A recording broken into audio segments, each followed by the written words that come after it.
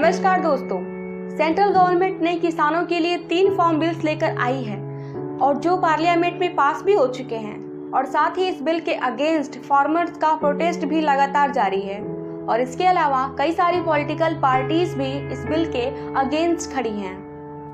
कृषि बिल के खिलाफ लगभग 100 से ज्यादा किसान संगठनों ने 25 सितंबर 2020 को भारत बंद का ऐलान किया है, जिनमें ऑल इंडिया फार्मर्स यूनियन, भारतीय किसान यूनियन और ऑल इंडिया किसान महासंघ, ऑल इंडिया किसान संघर्ष कोऑर्डिनेशन कमेटी जैसे फार्मर्स ऑर्गेनाइजेशंस शामिल हैं। दोस्तों, एग्रीकल्चर रिफॉर्म्स को टारगेट करते हुए लाए गए ये तीनों बिल्स इस प्रकार हैं, जिनमें पहला है the farmers produce trade and commerce bill 2020। इस कानून से सरकार का कहना है कि एक ऐसा इकोसिस्टम बनेगा जहां किसान अपनी फसल को मनचाहे स्थान पर बेच सकेंगे। इंटर स्टेट और इंट्रा स्टेट कारोबार बिना किसी अड़चन के कर सकेंगे। किसान ई ट्रेडिंग के जरिए भी अपनी फसल को बेच सकेंगे। जिन इलाकों में किसानों के पास अतिरिक्त फसल है, वहां से उन्हें अच्छी कीमत मिलेगी और इसी तरह जिन इलाके में शॉर्टेज है, वहां उन्हें कम कीमत पे वस्तु मिलेगी। तो फिर प्रॉब्लम क्या है इस सिस्टम से? इस बिल के अगेंस्ट क्यों है किसान? वो इसलिए क्योंकि एपीएमसी से किसानों को अपनी फसल का उचित मूल्य मिल जाता था। इससे मार्केट रेगुलेट होता है और राज्यों को मंडी शुल्क के तौर पर आमदनी होती थी, जिससे किसानों के लिए बुनियादी सुविधाएं जुटाई जाती हैं। जैसा कि हम जानते हैं, एग्रीकल्चर राज्य का विषय है। ऐसे में अगर मंडियां खत्म हो गई तो किसानों को एमएसपी यानी मिनिमम सपोर्ट प्राइस भी मिलना बंद हो जाएगा। लेकिन सरकार का कहना यहाँ पे ये है कि ना ही एपीएमसी बंद होगी और ना ही एमएसपी।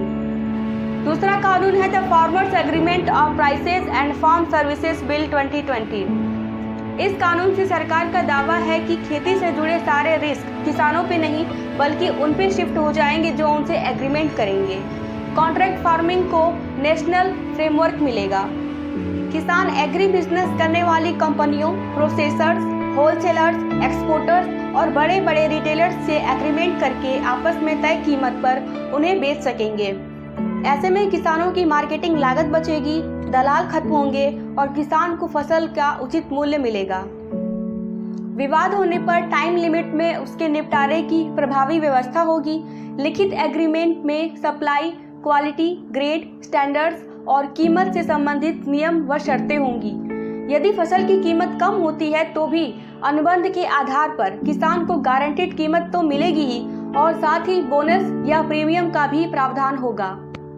लेकिन दोस्तों, इस कानून से प्रॉब्लम ये होगी कि ये बिल कीमतों के शोषण से बचाने का वादा तो करता है, लेकिन कीमतें तय करने का कोई मैकेनिज्म नहीं बताता।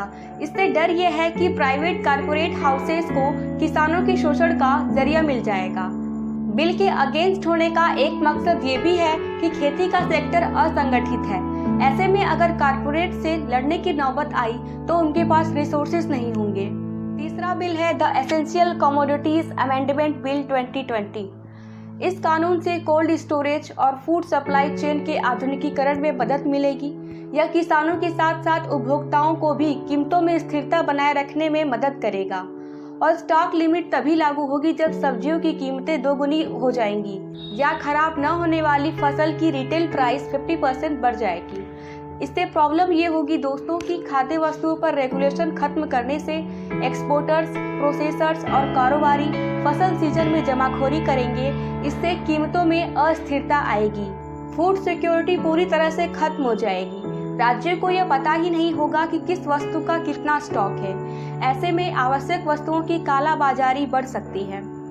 दोस्तों, 2014 के लोकसभा इलेक्शन कैंपेन में पीएम नरेंद्र मोदी जी ने ये प्रॉमिस किया था कि 2022 तक हम किसानों की इनकम को डबल कर देंगे, लेकिन पावर में आने के बाद वो अपने प्रॉमिस को भूल गए थे। लेकिन रिसेंटली मोदी गवर्नमेंट ने 3 हिस्टोरिक बिल पास कर दिए हैं। 2014 से पहले भारतीय किसान छोटे छोटे प्रोटेस्ट किया करते थे, वो भी स्टेट या लोकल लेवल पर। लेकिन मोदी गवर्नमेंट के इनएक्शंस ने किसानों के प्रोटेस्ट को नेशनल लेवल तक पहुंचा दिया है।